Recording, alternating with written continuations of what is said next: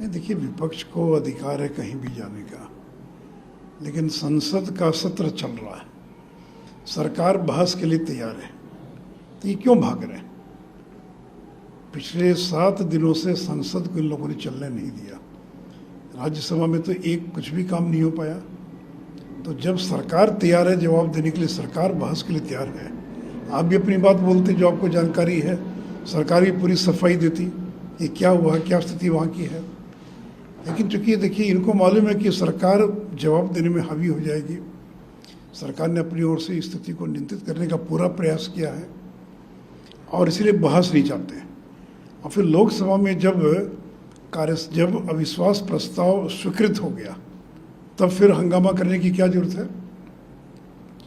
उनको तो इंतजार करना चाहिए था नो कॉन्फिडेंस मोशन का।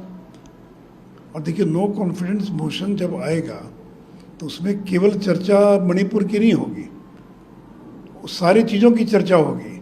बिहार में जो लाठीचार्ज है उसकी भी चर्चा होगी, कटिहार फायरिंग की भी चर्चा होगी, राजस्थान में जो बलात्कार की घटना घटी उसकी भी चर्चा होगी, छत्तीसगढ़ की भी चर्चा होगी, राजस्थान की भी चर्चा होगी, सभी चीज़ों की चर्चा होगी। तो अगर ये तैयार हो गए होते मणिपुर पर चर्चा के लिए, तो केवल मणिपुर पर चर्चा होती। ये तो फंस गए, इन्होंने तो अपने पाँव पर कुल्हाड़ी मार दिया। अब केवल कोई ये नहीं कह सकता केवल आप मणिपुर पर ही बहस होगी, अब तो सारी चीज़ों पर बहस होगी। और इसका हश्र क्या होने वाला ये उनको भी मालूम है।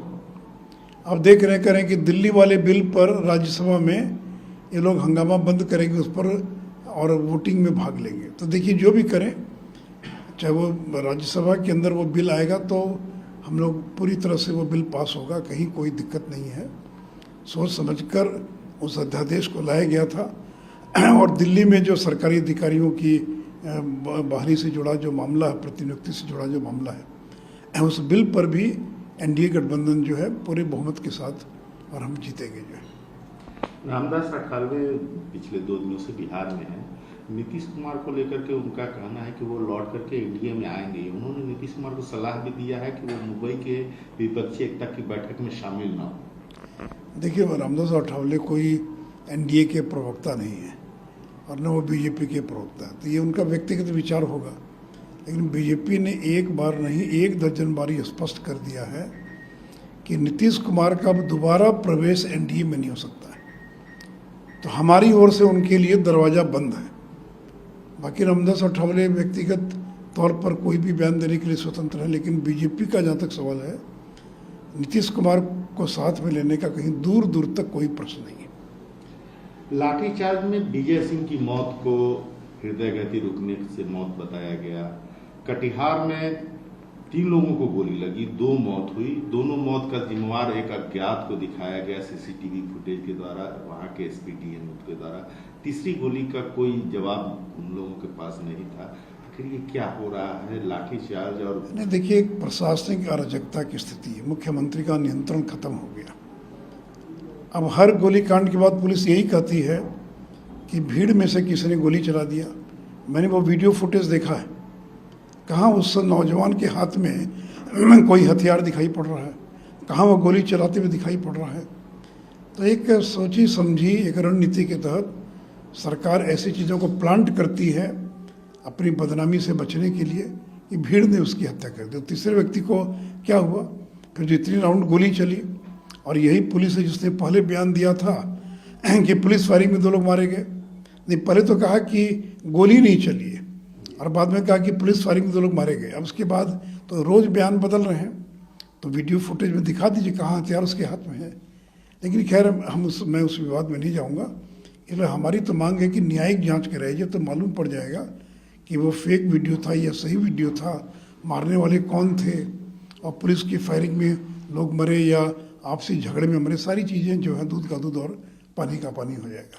कांग्रेस मंत्रिमंडल विस्तार को लेकर के लगातार दबाव बनाए हुई है। उन्हें अनाउंस भी कर चुकी है कि हमारे 2 मंत्री ओथ लेंगे। नीतीश जी बार बार लालू जी के यहाँ पहुंच जा रहे हैं, लेकिन विस्तार को लेकर के अभी संशय बनाया हुआ है। और मैंने एक तरह से महागठबंधन में सब कुछ ठीक नहीं दिख रहा है। देखिए, अभी जो 9 या 10 आयोगों का गठन हुआ है, उसको जेडीयू और आरजेडी ने आपस में बांट लिया। एक भी आयोग का चेयरमैन कोई कांग्रेस का व्यक्ति नहीं बना है, एक भी का नहीं बना। ये तो कांग्रेस की हालत है। तो लोकसभा चुनाव में बिहार में 2 सीट भी कांग्रेस को मिलेगी कि नहीं मिलेगी, ये कहना मुश्किल है। और नीतीश जी को मालूम है कि कितना भी दुत्कारें कांग्रेसियों को, उनको झक मार के उनके पास आना है। इसलिए वो भी जानते हैं कि हम अगर मंत्रिमंडल का विस्तार नहीं करेंगे, आयोग में जगह नहीं देंगे, तो भी इनकी मजबूरी है सरकार का समर्थन करना, मदद करना। इसलिए वो इस मजबूरी का लाभ उठा रहे हैं। अब कांग्रेसियों को तय करना है, अपमानित होकर अपमान का घूंट पीकर गठबंधन में रहेंगे या स्वतंत्र रूप से कुछ करेंगे। आपने केंद्र सरकार द्वारा दी गई राशि का ब्यौरा बजाते दिया था। उसको यहाँ के फाइनेंस मिनिस्टर विजय चौधरी जी ने कहा है कि केंद्र के अंधभक्ति में भाजपा के नेता भ्रम न फैलाए। देखिए, मैंने तो 2-3 सवाल किया, एक का भी जवाब नहीं दे पाए। क्या ये सच नहीं है कि शराबबंदी के कारण 50,000 करोड़ रुपए की राजस्व की क्षति हुई है? इस पर एक शब्द विजय चौधरी जी ने नहीं कहा। फिर मैंने दूसरी बात उठाई कि पिछले 9 वर्षों में यूपीए के 9 वर्षों की तुलना में बिहार को 5 लाख करोड़ ज़्यादा मिला है। ये तो 70,000 80,000 की हकमारी की बात कर रहे हैं, और मैं तो कह रहा हूँ कि 5 लाख करोड़ रुपया बिहार को ज़्यादा मिला है। और ये जो बरौनी में खाद का कारखाना बनकर तैयार हो गया 8,500 करोड़ की लागत से, इसमें बिहार सरकार का कोई योगदान है क्या? और अभी तो बिहार में 1 लाख करोड़ से ज़्यादा की लागत के 4 लेन 6 लेन नदियों पर पुल बन रहे हैं। वो क्या बिहार की मदद नहीं है? और गरीबी दूर करने में इनका अकेले इनका श्रेय है। 17 साल में 13 साल तो हम ही लोग साथ में थे। वित्त का प्रबंधन तो बीजेपी के लोग ही देख रहे थे। तो इसलिए इस तरह की एक तरफा बयानबाजी नहीं करनी चाहिए, हर बात का विरोध करना। अरे केंद्र अगर मदद नहीं करता, केंद्र का सहायता नहीं देता, तो आज जो भी कुछ बिहार में हो रहा वो हो पाता क्या? वो संभव ही नहीं था। ये पता लगे यूपी के समय में बिहार को कोई मदद नहीं मिली, और नरेंद्र मोदी के प्रधानमंत्री बनने के बाद यथाशक्ति उन्होंने बिहार को हर प्रकार की मदद करने का काम किया।